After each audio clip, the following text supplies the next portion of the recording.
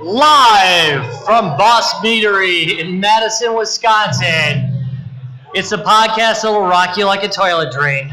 Guys, games, and beer. Yeah! You mean you rock the toilet drain?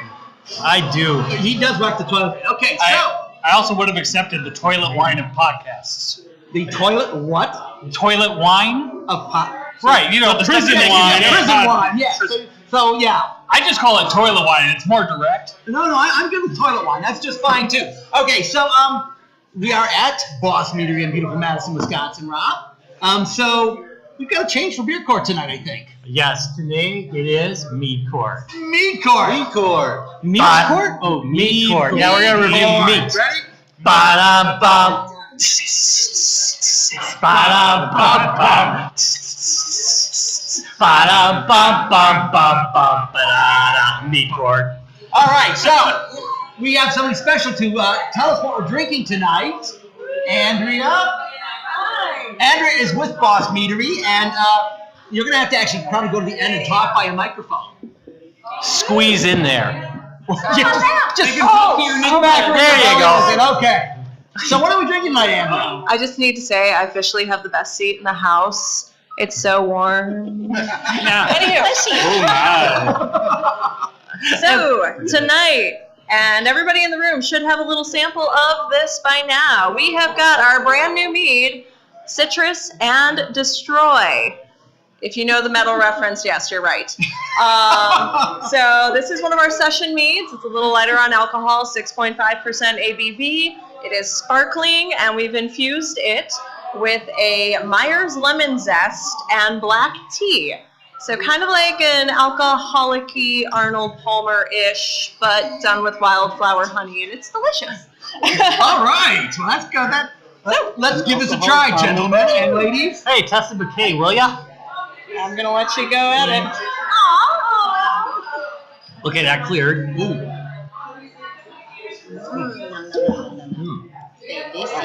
That's nice. You know, at first, it's got a lot of smell to it. Like, It's got an aroma. Yeah, but once you get into it, it's really nice. Yeah. I would say it's a good starter mead. What's that? A good starter mead. Light little bubbles on your You know tongue. what? No, the lemon is very light.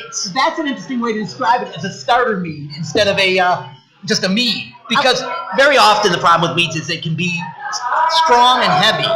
And this is not heavy at all. This is really light. And not really sweet like a lot of other meads. My only concern about something like this is it's still 6.5. I can see this one sneaking up on you because it is so light. But it's so delicious, it can sneak up on me all night long. Just the way he likes it. This is a good wedding mead. Skip the champagne. Are you proposing? You know what? I actually think that actually would be a really good application. Yeah, the wedding mead. No, they're going to put yours, yeah.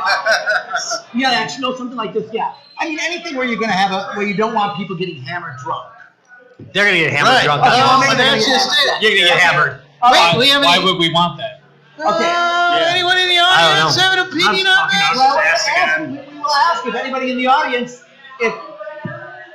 They're gaming. we'll ask if anybody in the audience has an opinion on it. Let's see a show of thumbs up or thumbs down on Citrus and Destroy. Yeah. Wow. No, I'm thinking this is going to be darn near unanimous. I'm thinking it thumbs up. It looks like a lot of thumbs up. I think this is a only unanimous. thumbs Not up. just that, but the entire audience. And there's got to be like 30, 40 people out there who had a chance to try it. And it looks like it's thumbs up on all of them as well. Yeah, I didn't see a single thumbs Definitely down. looks like a good one for this, which for this panel is a pretty good day. Damn right. Yeah, we don't get a lot of unanimous decisions. Not lately. Not when the audience agrees with you as well. It's true. There's usually at least one dissenter. Often it's me. Yes, Yeah. it often is you. Because we hate you, Matt. All right, so Judge Rob, I hate pass your kids. judgment on Citrus and Destroy by Bos Meadery. On count 1 of drunken disorderly, I find you guilty. Yeah. Sorry, I don't have my gavel. That actually works pretty well. Yeah. That's pretty good. That's better than the gavel. Honestly. On count 2 of sparkly tastiness, I also find you guilty. I sentence you to drinking. Oh, yeah. Mhm. God, that's good. That is really good. Okay. So I finished mine. Oh, so you and did I'm going to shit. start on some of the staffs. Holy crap! Oh, yeah, he did. He literally finished his already. Over my dead body. That's all you got. That may It has to be that way. if there is a drawback, that may be the drawback. That Yeah. It may be too smooth and a little dangerous. Yeah, no, I got a feeling that's going to do it. I've never had a mead-related incident. That doesn't Hard sound and like fast a with Rob Shore. No, that's I just got a lie. pictures. And we have the photos to prove. I don't see any photographic evidence of the incidents. So I'm thinking there's photos to that effect. Okay, so, Rob, what is our real topic this evening? You know what the great part is?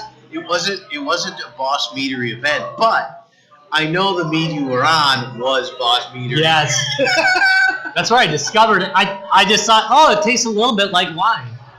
I'll keep drinking it, no problem. All right, so, Rob, what It's is like the real blood. topic this evening? All right, so it's been 5 years since the first episode of Guys, Games, and Beer, and People actually listen to it all. I don't really, yeah, but yeah, We've been talking Totally broke my nonsense train of for thought, 5 but- years. Yeah, we've been talking nonsense for 5 yeah, years. yeah, I don't and really remember a lot of it. we haven't really learned a lot. I can't say. You You may learned actually what? be dumber. We might actually have lost a few brain cells during the course of this. I What will do you say mean, a might? few things. I mean, Rob, what do you mean, might? You know what though? We all look more Shots grizzled. didn't help. We all looked really young during the first couple episodes. I look back at it, I'm like, oh my god, it's only been 5 years. We really have So run each other into the podcasting ground. ages one. I age very quickly. No, you look so young. Jonah looked Sure, really now young. Now I just look like a fucking mess. Jonah was just a kid. Now he's like taller than me. You know. You had to Remember clean he did yourself the up, podcast? man. I know. Okay, You know what, so, though? what is the topic, Rob? A ton of adventures in that amount of time. There has been a ton of adventures. gonna talk about All right, so today's topic is, in 5 years of gaming, what has changed? And you know what? I was looking up. I did actually, for once, research before the episode. And what? I usually don't research live episodes. I just like to talk a bunch of crap. Wing it. See, But, of your pants. A lot has changed in gaming. And I think I'm going to start with a top 10 list. A double top 10 list, and I've got it right here on my Would that phone, make it which I didn't 20? unlock. Hey, So it's really a top 20, but here is the top 10 video games of 2012. the year we started the podcast. Right. I love this list, by the way. All right, It's messed up. let me hear what they were. All right, number 10 is FIFA Soccer 2013. Yeah, 2013. Okay. I'm not kidding. All They did right, it like sports an hour. game, fine. All right. Sports game. You like this one, too. Lego Batman 2. Oh, yeah. Hell DC yeah. Superheroes in at number 9. To me, that came out last week. Yeah. Yeah, Larry should be So he's just not gonna about play ready it to for play another these 10 at this years. point. Number 8, Call of Duty Modern Warfare 3. Shut the fuck up. Kid you not. Borderlands 2, which I played with Matt once and decided that he is way, way too fast for me.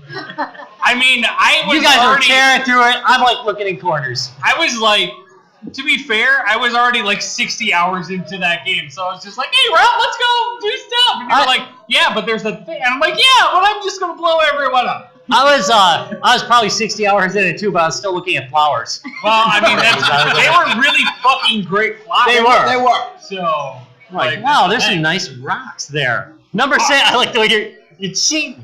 You're cheating. Number 6 is NBA 2K13. Pass. Not a surprise. No. Sports games are boring. Number 5, you're gonna love. The NBA experience, you know that's going to be a hit. Oh Hookers and blow, man. Hookers and blow. Next week, we're gonna be talking about the NBA experience. Yes, we will. Number 5, Just Dance 4. What? Well, that's fair. Yeah. Number 4, Assassin's Creed 3. That's That goes back away. That was a totally different thing. My bad. That was disappointing. I get why it was popular though. Yeah. Again, it was a franchise, and they were still feeding off the other ones. Really more of a Black Flag man. Oh, yeah. I still need to play that. I gave up after 3 because I was like, that's it. I played 15 minutes of the first Assassin's Creed and said, there's way too much self-control in this game for me. Screw that. I really need some rails. Right? Yeah, and some shooting. More shooting. More shooting, more rails. So it's just What's Bob this? jumping off the same thing like over and over, like. Which is basically what the new reboot on Doom is, which is yeah. why I love it. Right, and that's perfect. Hell yeah. Number 3, Halo 4. Where's Brian? Where's Brian when you need him? Guys, this should have been number 1 on the list. First of all, why wasn't it? I'm very surprised, honestly. It's That was a very accurate That was Brian. That was a very good good Brian, actually. I've been curating that one. for years. With Storing up the deep-seated Brian. hatred. Number 2, Madden NFL 13. Wow, they Well, did have a yeah. sports side. Let's see. So we've had soccer, basketball, and now football. All EA And dancing. Yeah. And dance. And dancing. I feel like other than the fact that Madden is dead, there's not going to be a lot of change as far as the idea of Wait, a sports game being. In the Larry, top do you 10 actually think that John Madden's dead? No, that's the genre. Oh, he's been dead for years. He's on the same loop. They just like have him. They have John Madden. Wait, it's Weekend at Bernie's. Yeah, I was gonna say, how would you know if he was dead? At Bernie's. How would you know? Man has not actually commented about football in I don't know how long. Seriously, Definitely you not in a never game. know. Well, it's It's just like- that he repeated the same 5 statements over and over again, so they just have a tape player on repeat Right. on the tape to his neck. You Well, can see it. and that's a first down. And boy, the toilets are dirty in this stadium. Well, I really heard that football is a sport that people play. Look at him go with the ball and the running. I took too many hits to the head. I wonder why they don't call it handball. All right, that's number 1 is Call of Duty Black Ops 2. That is the number 1 game of 2012, I really according to the liked it. MPD marketing group. 2 Call of Duty games in the same year? Well, yeah, they kind They of overlap, right? Yeah. So you guys want to see how much has changed in 5 years? So let me tell you. No. There's still Call of Duty. There's going to be Call of Duty on the list. Yeah. Well, that's true. Number 10 is Overwatch. By the way, they don't count BattleNet sales on that. Then MPD does not count them, so No, it that- got ripped off. That number is really low then. Yeah. So really, they're probably number 1. Yeah. By a long shot. Yeah. Number 9, Tom Clancy's Rainbow Six Siege. By the way, this is the first quarter of 2017. Obviously, it's not like Sure. the whole year. 'Cause Wow, so Overwatch is still on this list in the first quarter of 2017 when it came out fucking last year. yeah, and it's almost really being ripped off feel like you need because to of do BattleNet. That's insane. Yeah. All right, what's next, Rob? Number 8, Kingdom Hearts HD 2.8 Final Chapter Prologue. What the hell kind of name is that?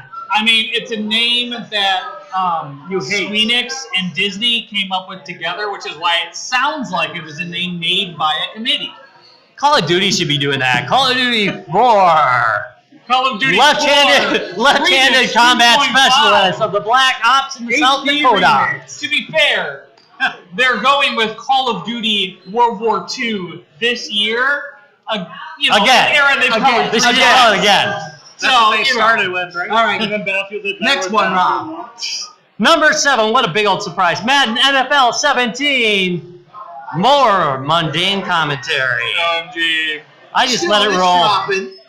Number 6, Battlefield 1. Woo! I mean, it's, Yeah, I it's like that pretty game. good. Yeah, I like that game. It's pretty damn good. Any game I'm actually halfway competent at.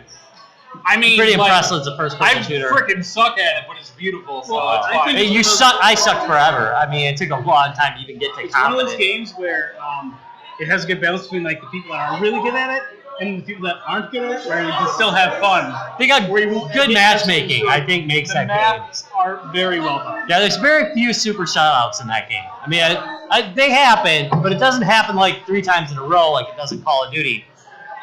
Yeah. All right, next. Number 5, NBA 2K17. Okay, well, we know where this is going. Yep. The only thing that's probably dropped off this list is NBA experience. Number 4, Call of Duty. What a surprise! Infinite Warfare. Actually, not a bad entry. Motherfuckers. Actually, not a bad entry. It gets a bad rap for its futuristic setting, but what the hell? You know what? It's everything that Halo wasn't. We've done the past with guns. We've done more past with guns. We've done the present with guns. We've done the near future with guns. Why not the future with guns? I think it sounds like a great idea. Honestly, where else do they have to go? World War II a fucking again? Oh, wait. Whoops. Oh. All right, next, Rob. At least they didn't go with World War I. Number 3, Grand Theft Auto 5. Not a surprise there. Yeah. Who doesn't play it except for me? Also me. Oh, okay. It's not a bad game. But most everyone else. But that does say something. It is not a bad game. They have a lot of different game modes and things on it. It's not bad. My kid was playing it the other day, and they were driving cars up hills, jumping over them and trying to hit them with rocket launchers. Yep. Why, of course. It is an awesome game mode. It is so much fun. All right, next, Get Rob. this, you are gonna crap your pants at number 2. Resident Evil 7 Biohazard. Holy shit. I know. Still selling, huh? That's impressive, actually. Yeah, time I mean, is it's a it? popular Price is right. franchise. As long as the game isn't accidentally You know- racist again, people are probably going to enjoy it. This is one of those This is one of those things where a lot of this is affected by the fact that some of this came out in 2016 and their heavy sales are in 2016. So now what we're looking at is this is a 2017 release, which is For Honor, which I haven't played. I've heard very, very, very good things about it, but I just want a house, so like, games are expensive now. It Again. does have a... Yeah. I wouldn't even say it's a learning curve. It's more so just like getting used to the controls curve. But it is a really good game. I do like that one. I've seen Travis do some sick-ass shit in that Dude, game, and I have I to keep check going it. like, I want to throw someone off a cliff. Holy shit! My favorite was when epic. he doubled back and kicked the guy off the edge. When he had like this much health, And the guy's like he was like, I gave him literally 5 minutes to stop chasing me, and he wouldn't fucking do it. Welcome to the Travis Review Game Podcast, To be fair, where we talk Travis about is really good everything at that video Travis games. has played. All right, Rob, what's next All on the right, list? so that's it. No, that was number 1. That For was Honor number was number 1 of this quarter, first quarter, 2017. So I think what we've really learned here is not a lot has changed. Not in that. For video games, I think that is maybe true. They just sort of moved on. The genres came out with their next 1, 7, 8, whatever. But I think in the board gaming world, it's been a lot of change. Oh yeah, sea change. Well, along that line, then let's go ahead and let's see what we all think has changed in the market. And Larry, seeing as you seem to have an opinion on this, let's start with you. Well, probably the biggest thing that I think that it's been exciting and changed in the last 5 years, not that there hasn't been attempts at this before, is mainstreaming the not mainstream games. Okay, so do you mean by your that? I thought you were gonna say Settlers of not. Catan, your Cards Against Humanity, your Magic, those stuff weren't in big box stores. They weren't in, and now maybe Magic got in there maybe 5 years ago, but Cards Against Humanity is sold at Target now. Okay, well, Settlers of Catan is sold at Target. And And this is not something that would have even happened 5 years ago. okay, no. Have a night like this, where people are playing serious. They're playing Splendor. That is true. So, all right. So that's his thing from the last time. What do you think has changed a lot in the last 5 years of gaming? People are still doing the whole pay-to-play gaming, pay $1 to get to the next level. People are still playing Candy Crush, which came out about 5 years ago. So I think that's that the not a whole change. but I think the whole idea of people paying to play is here and it's gonna stay. I think it's normalized. I think it's. Yeah. I think that it's. That, like- I think people are just putting up with it now. Well, yeah, and now it comes on every copy of Windows 10. Normalization. Yeah, but I don't think it was around too much 5 years ago. I want to jump in. No, we with were mine. bitching about it. You were bitching. Yeah, Okay. I want to jump in with mine. The thing that I've noticing changing, actually something that's recently changing, is the exact opposite. We're seeing more pushback and it being received by like AAA developers. Titanfall had free DLC. Overwatch, all the DLC, the new things they do are free. You still have the option where you can buy things like cosmetics and things like that, but we're seeing it being more accepted where that's what you pay for, not so much the DLC and things like that. That's a and I good want point. to see more of that. I want that so bad Except for Call of Duty, which is micro DLC all the way. because they're a bunch of assholes. Right. Call of true. Duty I still play their costs game. Yeah. $120 a year to play if you want everything, right? And then every year That's you got to start insane. over and buy the new game and the $80 of DLC. And No, but I agree with Tyler. I think there's been a lot of pushback on DLC that way. And because not when we first started, but it ramped up very quickly after this show started. We saw this increase in DLC content that you had to pay for, basically pay to play, where you could get the better weapons, you could get the better armor, you could do all sorts of upping on your character. That really started a little before we started the show, But took off really then. I remember bitching about that so many times. we did Oh my episodes God. about this. And the problem was, I'm sorry, I'm a cheap ass bastard. I am not going to spend money. I'll grind if I have to avoid buying stuff online. I can wait. I mean, I can wait. Exactly. Some of the new characters, it's the right price. your character only comes in underwear. Yeah. I'm good with that. I am perfectly with my character only coming in underwear. That's more of a feature. Isn't Yeah, Yeah, we saw that's that a last feature. weekend, Tom. All right, so no, I think Tyler's good. And I like. You're right. I like the fact they're pushing back against it. And we're seeing it with the AAA. There were a lot of like smaller indie titles and things like that were releasing things for free. But the fact that like Titanfall, which is a AAA title, released DLC for free, like that's awesome. I want to see more of that. Yeah. No, I'd buy the game even if I hate it, just because of that. Wait, is that why Zelda And finally you can't caught up hate for it. Nintendo to decide Kinda to hate. do $20 for their DLC? Yeah. I don't think Nintendo really ever had DLC, did they? Or it took them a Nintendo while, is like- going to be doing DLC that costs money long after everyone has quit because they're about 8 years behind everyone else. So When it they're comes to just the fucking starting. internet. Their DLC's just starting. The advertisement. Our consoles can get back to the internet. Super Mario Crush is months away from release. It's in I mean, development they already right have the now. Mario Runner. Yeah. All right, so Dr. Mario Switch. Larry kind of brought up something in the beginning. He talked about board games, but it's more than just board games. And so Cards Against Humanity came out in 2011, 1 year before we started this show. And actually not even a full year before we started this show. And we saw that game explode. Now, when that game first came out, it really was a Kickstarter project, and you were backing it, and you got a copy of it early, and they had all sorts of incentives. They were not in any stores when we started this show. And I always screwed up the bigger Blacker box. blacker box is sold in Target. Okay, so, but that You can go to Target right now and go get that. I see Cards Against Humanity as a seed change in gaming. Really, that was the start of indie gaming making it big.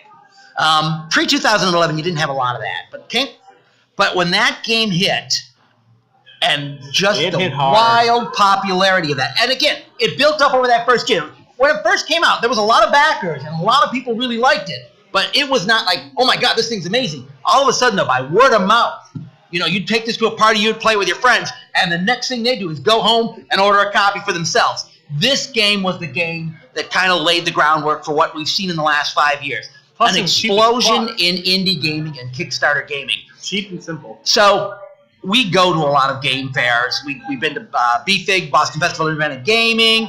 We go to Game Hole here in Madison, Midwinter, lots of places. By the way, it is already like half the hotels in the area are sold out for. Yeah, that does I was not. like, That does not surprise me at all. But the whole thing about it is that game kicked it off. So what we've really seen over the last 5 years, and we've really seen it because we get a lot of the people who write these kind of games on our show, we've seen the way that this gaming has developed. And not just the way that people now are writing and publishing their own games, but all the new publishing tools they have to use to do their I think games. that's one of the big things is Yeah, that it's there's like- a lot of widespread publishing tools that the indie developer can use, and a lot of promotional materials that they can use now that were there 5 years ago, but they were not codified into a real system yet. Like even Kickstarter was just kind of it was kind of like a boutique thing. Right. And now Kickstarter's like another Kickstarter. You know? Yeah. Well, and they've got things set up specifically for indie gaming. They've got different types of Kickstarter now. Like you said, they've really broken up into different ways of getting things started. So they have ways for gamers. They've got a gamer track. You have to have. So when it comes to kickstarting a product, if you're developing a technical product, they have a certain requirement on how much of the product has to be done. You have to have a working prototype, blah, blah, blah. Gaming is not the same on Kickstarter. And that's part of this whole thing that Kickstarter's developed to allow game players to get the bugs out of their games and get it going. Yeah. Well, plus you're more likely to see the Kickstarter actually come to term now. Now that there are exceptions to that, big but exceptions, some big ones. But as a general rule, Kickstarter's now come to term. Where before, man, it was it's still crapshoot, but it was a higher percentage crapshoot. Yeah. You were more likely to get crapped on back then. In fact, I've got a Kickstarter from 3 years ago that just posted an update like 2 days ago about their product. They're still working on it. Yeah, and there's another thing that came from Gratuitous waves to our and friends in the audience. I may be wrong about this because I have had a decent amount of mead. Send any corrections to Matt has never and will never check his email at guysgamesandbeer.net. But I'm pretty sure that Cards Against Humanity now runs a card printing company.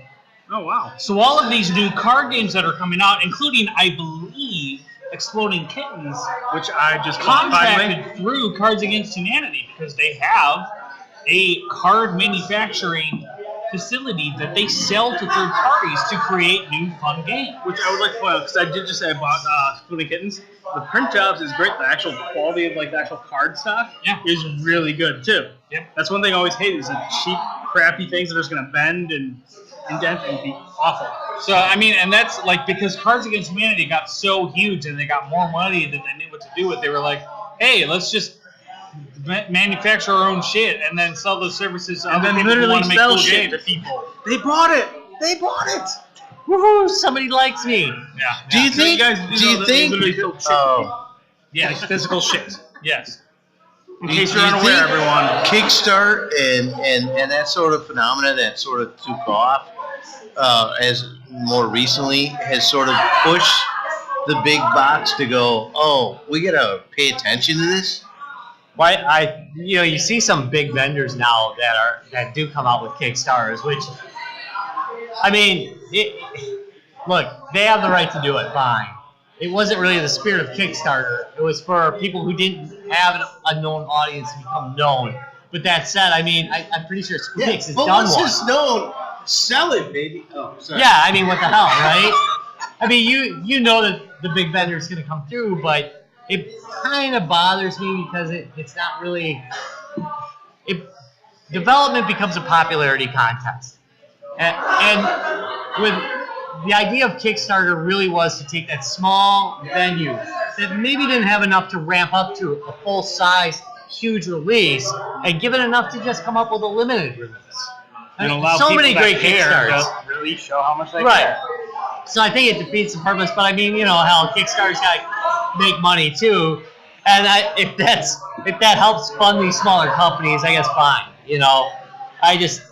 I kind of begrudge them it, Yeah. but I'm not gonna hate on them too much. Yeah, I mean, I kind of agree with you because it's like Kickstarter, at least my perception of Kickstarter and other crowdfunding sites like this were created to help people that don't have the venture capital or the straight up fucking capital to be able to fund projects like this. And then fucking HP swoops into Kickstarter. Is like, why don't you fund this wonderful cabinet we have an idea? And it's like, fuck you. I know. He's got a mustache. $50 million at your disposal. But get the fuck out of But here. Kickstart is still providing that service to the small developer. It is. Yeah, you got to I jump just through think a few it's more dumb hoops. when people who have the capital to be able to do it on their own Do whatever they Yeah. want. But no, you know something that goes back to the Kickstart people, users, if you will, who support it. Look, if you see a big company come on Kickstarter and you don't think their product should be out there, don't support it. Don't give them capital. Right. The only way I see that working is if it's like a pet project, something that may not actually take off. And that's fine too, and I can see them doing that as well. But that's totally different than them just using it. It's like, hey, just give us money. Yeah, all right, but again, they can do that. That's up to people whether they want to back those companies. It's a free focus group at that point. You're using someone else's service to do something that you. All right, yeah, that's true. All right, you're right. That is true. Yourself, it's not a free. They're getting paid to do the focus group. That's true. My bad. Kickstarter's still going to get their cash out of it. Okay, so that's really so. Let me bring this all back around now that we've veered off into all sorts of territory on this. That's really the big change I think you see over the last 5 years. It's been the pattern for 5 years. Yeah, that's nothing new in this show, guys. Sorry about that. For 5 years, we have veered off and into a lot worse topics than this. Everything's always the same. Yeah. But Dolphin Breed. that's, I think, the big change you've seen in the 5 years. I mean, think about Troy and his development, using GameForge. Think about Forrest and his development. Think of all the developers we've met and how now they can get their game to market.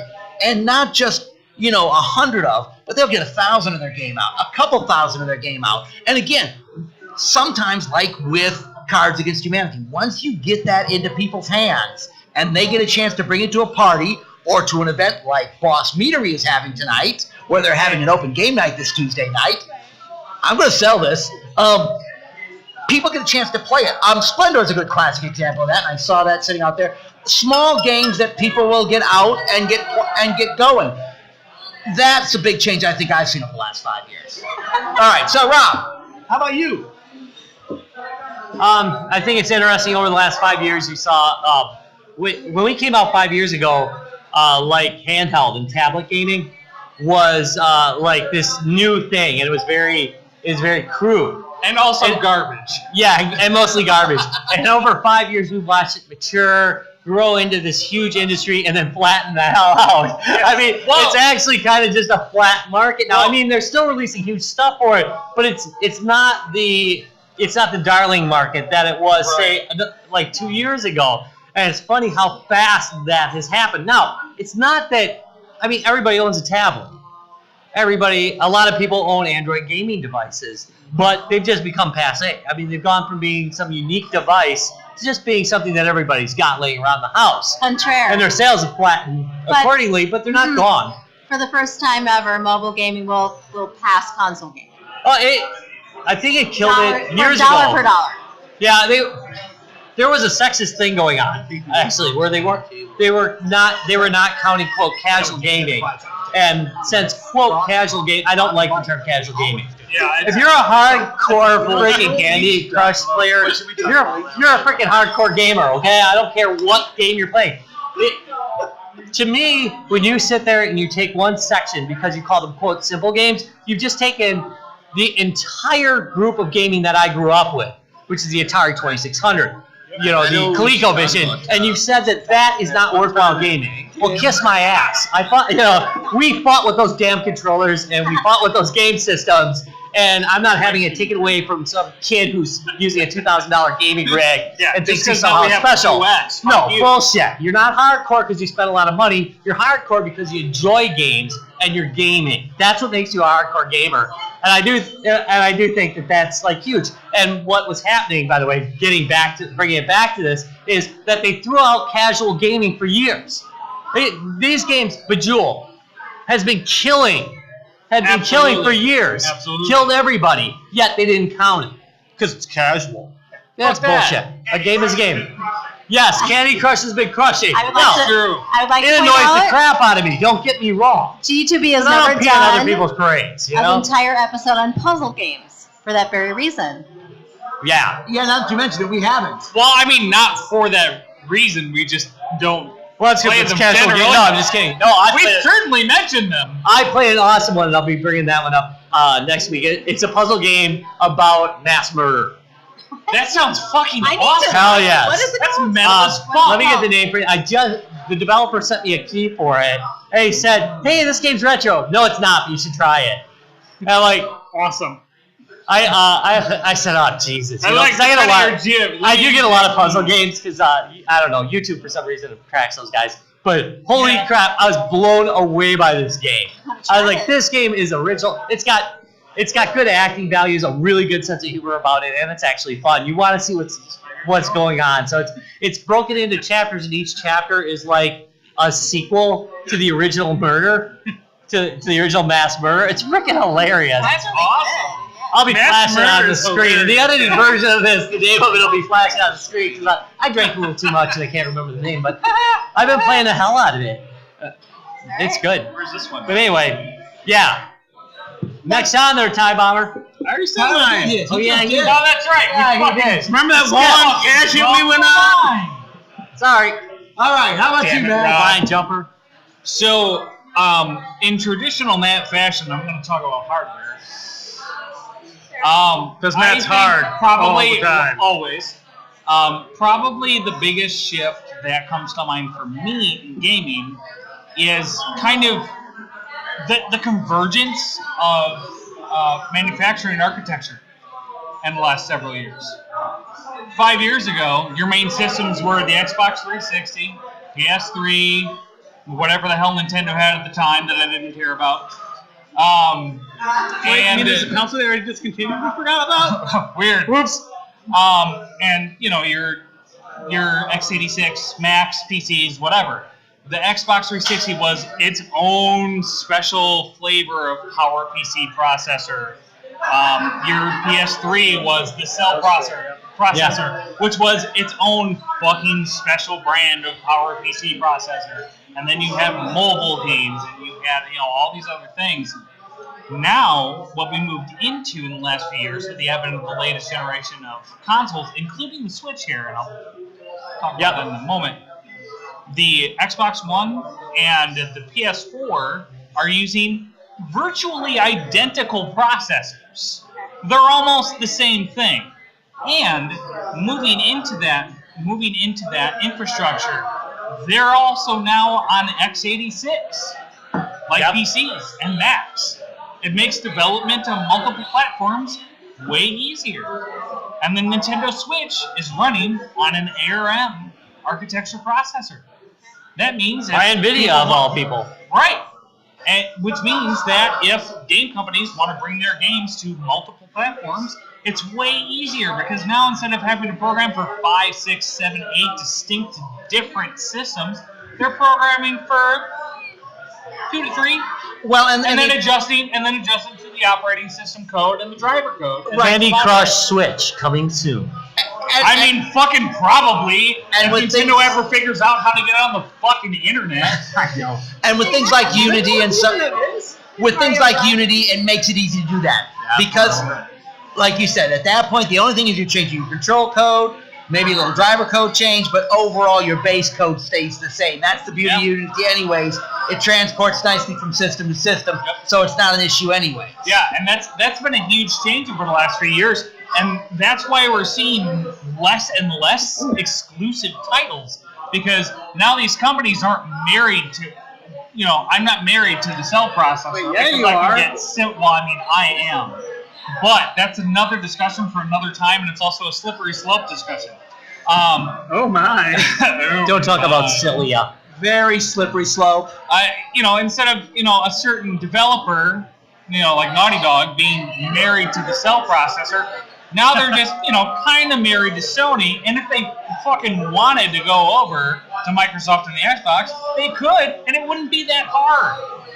And that's all over. That's why you're seeing, I think that's why you're seeing way less, console-specific games, and way more like, oh, so this is on Xbox One, and also PS4, and also on PC and Mac, because we actually finally have this convergence of architecture, which makes the coding way easier and way easier on consumers. So you're basically just choosing a network and choosing a controller. Basically, what's the best deal? And I mean, that's probably the reason for PS4's success. I mean, I'm using Xbox One because I was a fool who bought it for Halo.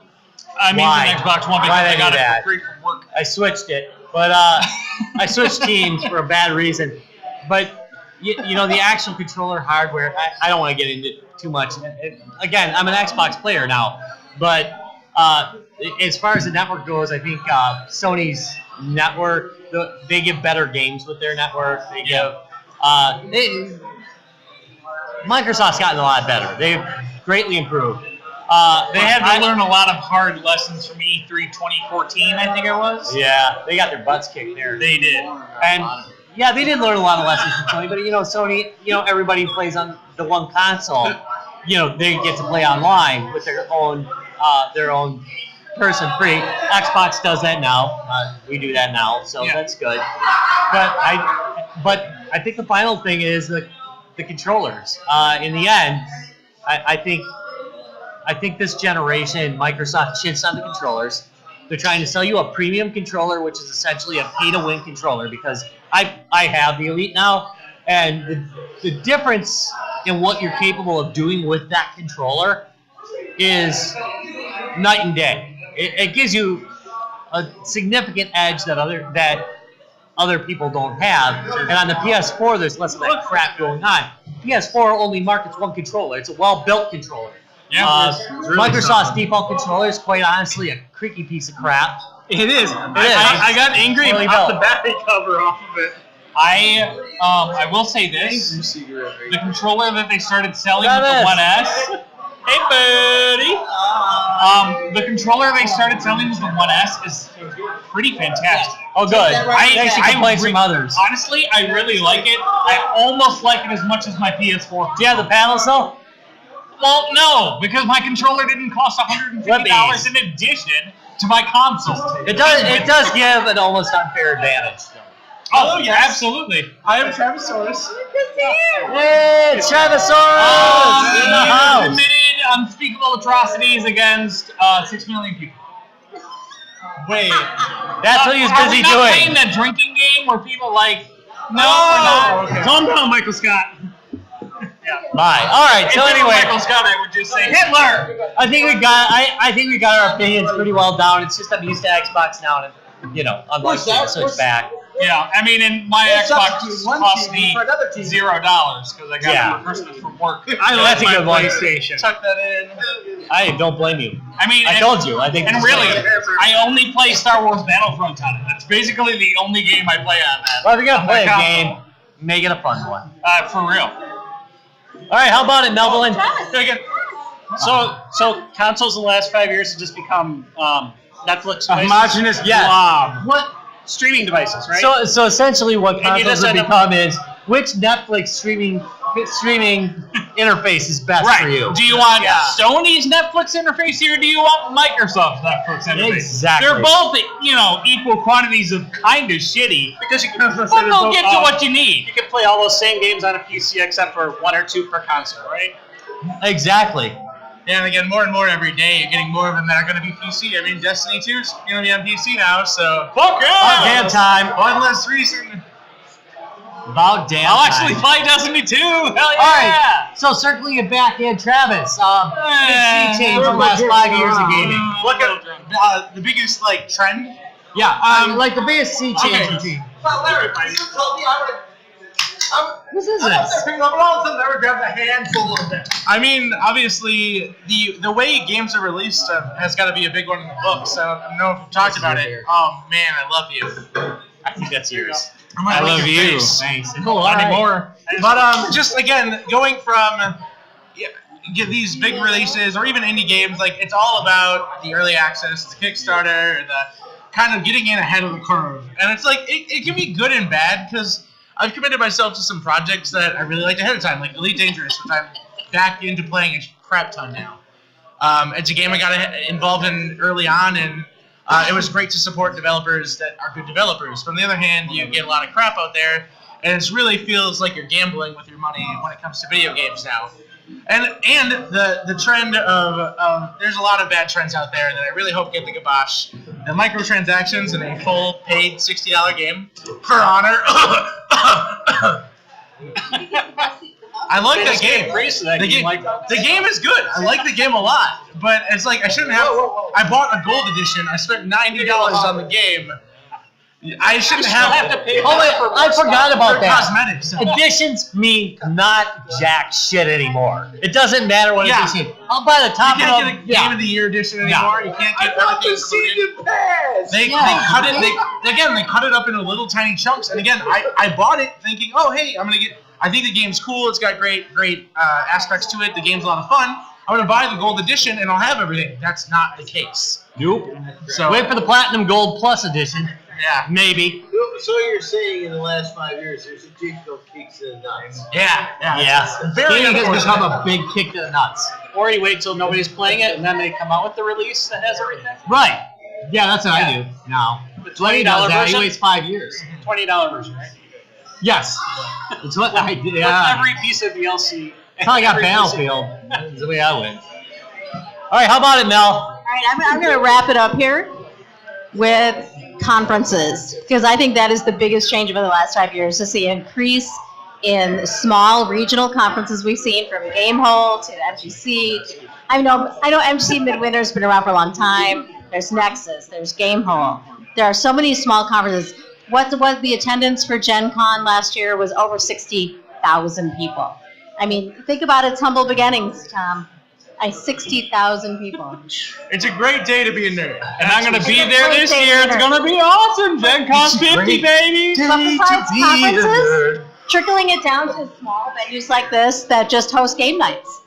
That's, I think, a huge change. I don't remember that in the last, previous to the 5 years that we've been around. So, Nice. That was a good one. segue into Bos Meadery. Here we are. Okay, so You know what, Rob? You know what I heard? tell them where we're at. Where are we at? What's going on tonight? One more time. I think everyone here knows where No, we they are. know. What's the audience? I could be wrong. Describe the audience. To the audience. Describe the audience. Yeah, there are about 30 people sitting around. Oh, no. playing 10, games. 20, Pretty 30, great. 40. There's like 40 ignoring us people here. completely. We are at Bos Meadery, trying to. Madison, No, Wisconsin. they are ignoring us. The premier mead I can drink in public. brewery in I can play Madison. games. Like, that's pretty much all you need. That's right. I mean, there's something about drinking in public that you just don't get in your own private residence. And it feels a little more socially acceptable. And it's definitely less sad. Yeah, it's less sad. I drink and play games at home. I'm an alcoholic. I go out and drink and play games. I'm a social person. Like, You're social. I don't understand quite how that works, but It's important. You will prevent Alzheimer's at the end of the day. It's really important to stay social. So, put that out there. Wow, thank you for bringing us all down. This just got really fucking heavy. Wow. Let's segue to raffle, shall we? I drink to forget. That's kind of ruining that. Rest in peace, great ants. Let's do a raffle. Well, that's Get her mic excellent. out back. Okay. So Rob, I think I heard that this podcast has been the longest journey. It is the longest journey. So. Tell people listening that they're in the Okay, if you've got your names in the raffle bucket, that's a good thing. If you don't, you should probably get them in there now. It's raffle time. Guys, Games and Beer wants to thank you for putting up with 5 years of the worst podcast on the net. We love you, and if you want to hear more of this crap, go to www.guysgamesandbeer.net. We don't If you blame want to you be if you friends don't. with us, and I don't know why you wouldn't, www.facebook.com/guysgamesandbeer, where there are free games every Friday given away on Steam. Also, I'm not stable either. Also on Twitter, @GuysGamesBeer. Note that there is no "and" in that because they're cheap with their letters. If you are a big fan of YouTube, you can go to www.youtube.com/guysgamesandbeer. And finally, every podcast aggregator on Earth and some radio station in South America. Thanks for watching, guys, games, and beer. We love ya! I love you.